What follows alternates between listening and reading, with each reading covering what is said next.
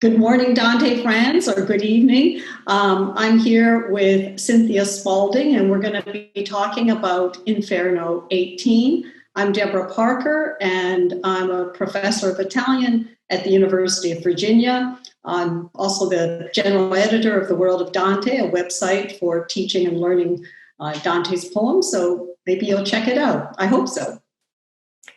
And I'm a retired physician who fell headlong into the world of Dante and Italian about 10 years ago. And I'm happy to say I'm a serial student of Dr. Parker's through the auspices of the UVA Community Scholars Program. Deborah, why did you pick this canto to discuss? Well, actually, it was kind of personal interest. My husband, Mark, and I had published a book in 2017 entitled Sucking Up, A Brief Consideration of Sycophancy. And this is, sycophancy is the term we use often today, but Dante punishes flatterers in this canto. I also like the variety of the language. Yes, how about you, Cynthia? I really relish Dante's embrace of the bass register in his exploration of the full spectrum of his comedy, as he introduces the reader to lower hell, this new location with its nova pietà, novo tormento, e novi frustratori. His linguistic virtuosity is just amazing as he has his zinger-filled encounters with the gateway masters of fraud, the panderers, the seducers, and the flatterers. And I love how Dante begins the canto as if the invented place of Malebolge really exists. Luogo è in Inferno detto Malebolge. Yes, and we really are in a new place because this is the first of the 10 divisions of Malebolge. And another thing I really love about this in Inferno 18 is we see Dante extending the possibilities of poetry. No one before Dante had ever described a topography or architecture in a poem. And that's how he opens Inferno 18, with a description of the shape of the eighth circle, which is like it's an abyss, like an inverted triangle. He describes the moats, or these, not moats, but the bridges over each of the 10 ditches. So it's just brilliant the way he does that. And elsewhere in the poem, he'll describe astronomy or human generation, putting his hand to describing so much that has never been touched upon in Italian poetry. And its circular defensive battlements kind of bring to mind today's video games in a way, with its detail and overall structure. I'm curious as to why the sinners punished in these first two ditches are considered by Dante to be worse than murderers. Ah, that's a very good question. And it's one students have often asked me as well, because for contemporary society, people today, Dante's readers today, we think of murder as the worst of sins, but sins of violence are actually described addressed in an earlier circle, the seventh circle, and the sins of fraud are punished in the eighth circle. So here we have sins like hypocrisy, flattery, sorcery, falsifiers, simony, theft, barrators, and the sins we have in this canto, panderers and seducers and flatterers. The sins of violence, those published in the seventh circle, include murderers and tyrants, and these are sins that are committed in a fit of rage. All of the eighth circle, in this circle, we have sins against a community. Many of the sinners here are also responsible for the death of others, but the crimes are committed not so much in a fit of rage, but more stealthily. They're not crimes of passion. And I would say Dante, whose sense of community was powerful, reminds us of other ways of thinking about human experience. Sins that are variants of fraud, lying, hypocrisy, flattery, they have effects that go far beyond the immediate situation. Fraud creates a culture in which all interaction is suspect, and it essentially debases the community in which we move, creating uncertainty, doubt, and distrust. We don't know who and what we're dealing with. Yes, I think you're right. These are premeditated sins. And also, you have to think about Dante's unique perspective as one exiled from community. He has a much greater appreciation of its value. What are your thoughts on the way Dante presents the panderers and seducers in the first part? Well, that's another fascinating aspect of the eighth circle. In this first stitch, because Malebolge means evil pits, so there are 10 divisions, and in each section we encounter a different group of sinners.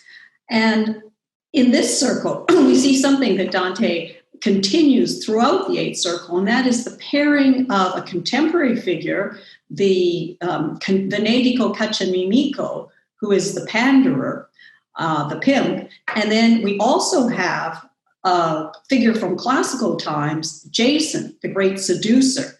And we see other examples of this later on in the eighth circle, the most famous example of which is Ulysses and Guido de Montefeltro, both false counselors. And another thing that fascinates me is just how effectively Dante provides us of snapshots of both Venedico and Jason. He just distills so efficiently the quintessence of a character. And Venedico introduces, when Dante sees him, his name takes up an entire line, yes. And he's described essentially in a line as the one who essentially the one who pimped his sister to please a marquis. He did it for money. And you know, it's not hard to think of contemporary examples of this. I mean, very recently, we're reading about Ghislaine Maxwell, who facilitated encounters for the very notorious Jeffrey Epstein, right? Procuring young women for him on the pretext of giving massages. And if anything, the sin of pandering, of selling women, it's the way it's conducted today is on a much more massive scale. There's cases of human trafficking all over the world. So it is a sin that persists today. I think those are some of the things that really fascinate me about this. I didn't say too much about Jason, but he does go into he describes Jason very differently. He's described as a great figure, but Dante also goes into the techniques of the seducer, the winning words, the looks, and how they often prey on much younger and innocent women. What about you? I'm struck really by the interplay between the pilgrim's spicy chiara favela, the clear speech, and then, as you alluded to, the parole ornate, the words of flattery deployed by Jason back in the Mondo Antico. Or Dante's clearly having fun with this. The ornate phrases are by their very nature not concise, and so Dante plays around with circuitous speech. When Venedico ironically calls Dante's clear speech is therefore not so straightforward, although its meaning is very apparent. For example, he has a sly way of announcing that he's seen him before. I was not spared the sight of him before. And then he follows up with the elliptical and rude taunt, "Ma chi ti mena assi pungenti salse?" But the sinner's responses are witty as well, not surprising, given that the words are their professional instruments. And then I find the retorts within the conversations are like the snap of the whips in the horn devil's hands. And it's worth noting that Dante's deceptive words of flattery are not the high-minded parola ornata that he used in Canto 1, to praise Virgil's epic poetry. One thing I've always admired about you, Cynthia, is you're just such an acute and insightful reader of Dante, and you put so much work into deriving all these insights. Would you mind just sharing a little bit about how you approach every canto? Well, I'm just glad to be able to put my English major years to good use. But yes, I read each one aloud in Italian, and then I read several translations into English, and I read the notes, and then I read some of the commentaries. It's always interesting to see where the conflicts are. I look at your site, the world of Dante. I look at the illustrations. I listen to the music. And then I just sort of percolate for a while and see what comes back. And I always go back to the Italian. Well, I'm going to suggest your approach to students and hope that some of them will put that much effort into reading. Shall we pass on to the last part of the canto? Sure. At this point, we can talk about the punishment of the flatterers. And so, as I mentioned earlier, I had co-authored a book in 2017 on sycophancy with my husband, Mark. And one thing that I fascinates me about flattery is that no one expects something like flattery. And Dante's not thinking of something like, oh, that's a pretty color. What a nice dress you're wearing. He's thinking something of sort of toadying and ass kissing on a much more egregious level. But in placing flattery in the eighth circle, it encourages readers to think, well, what's the harm in this sin? He's punished it in the eighth circle. There's 9 circles of hell, so it's pretty far down in hell. And then there's also the way in which the punishment of the flatterers. Oh, I'm just open up a little aside. We didn't discuss what was the punishment of the panderers and seducers. They're being whipped by a devil. They circle continuously in these eternal circlings, and they're whipped constantly by a devil. And this reflects pretty much the historical punishment of panderers in Dante's time.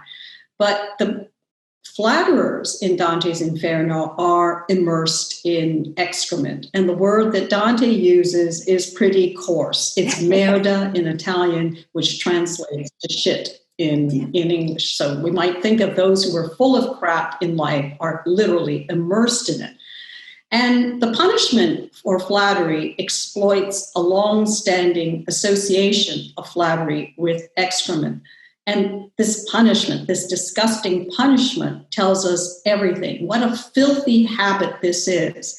And to really make sure we get that the sense of how Dante thought of it, he uses the language is coarser in this canto than anywhere else earlier in the poem. That this is the first time he uses a term as graphic and coarse as merda.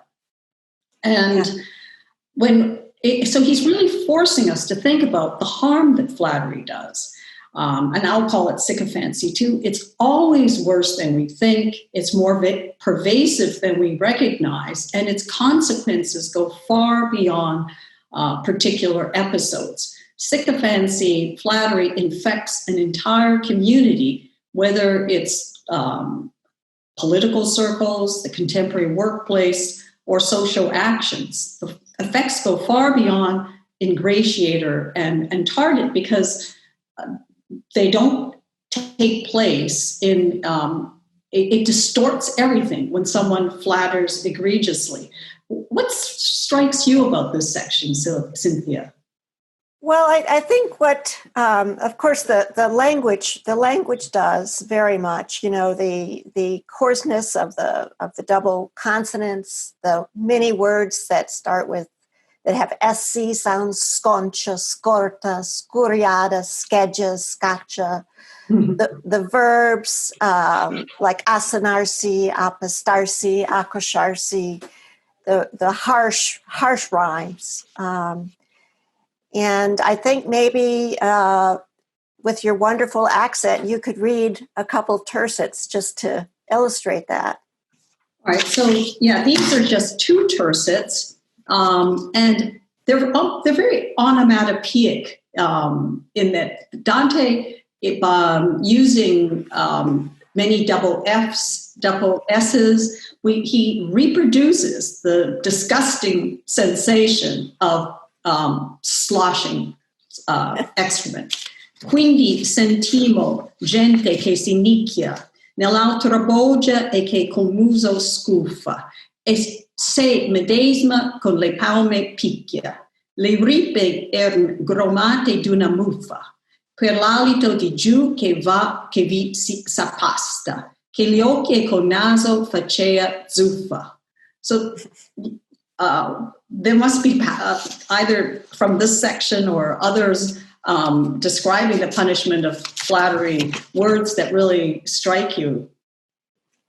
Yes. The mufa, scoofa, is zufa are just wonderful, and I love how you have the sort of beating rhythm of the whips throughout the canto.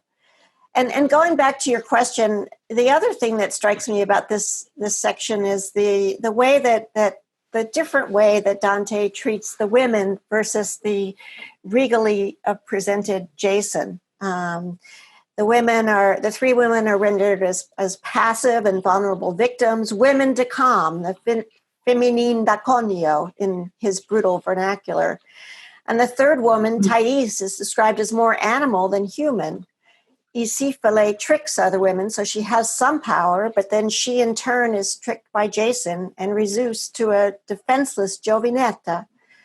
And Thais in history and literature is a beautiful and not unintelligent courtesan, and here she's portrayed ruthlessly and dismissively as a filthy harridan with disheveled hair and excrement-stained fingernails who parodies for all eternity the physical acts of intercourse. And also, the women are virtually voiceless, other than the ansi maravillosa and the languid flattery of Thais. So there's a lot going on there. I just think that what's so important in this opportunity that we have today is to discuss what resonates for us now with Dante. Why are we reading this?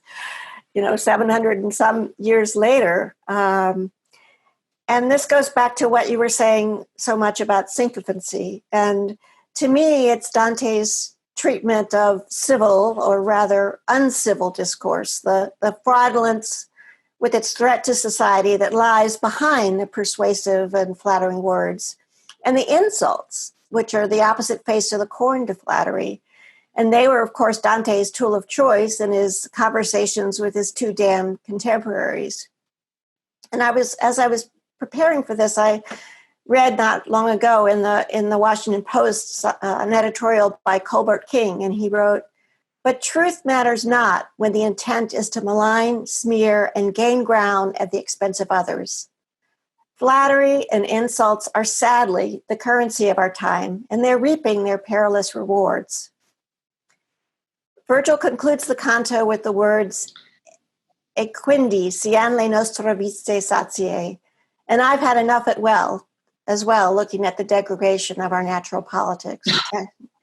Thanks for this opportunity, Deborah. Thank you for participating. And thank you, too. I think the last thing I want to say, as far as the way it resonates, is that when we think of sins like flattery and all the other sins that are punished in the Eighth Circle, that's another really brilliant aspect of Malebolge that we see because we have lying, hypocrisy, falsifying. All these sins are related, and Dante sees them all as interconnected.